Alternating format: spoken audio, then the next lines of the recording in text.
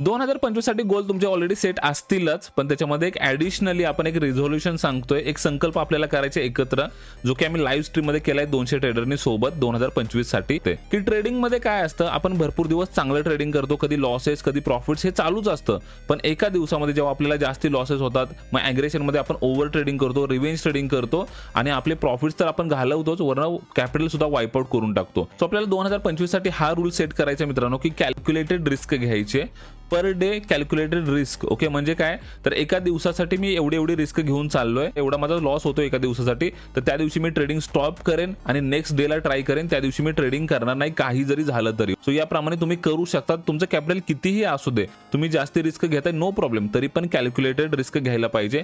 मला वाटतं ज्यांचं मोठं कॅपिटल आहे 1%, 2%, 3% तुम्ही रिस्क घेऊ शकता एका दिवसामध्ये, आणि जर तुम्ही रिस्की ट्रेडर आहात तरी 10%च्या वरती तुम्ही रिस्क नाही घ्यायला पाहिजे.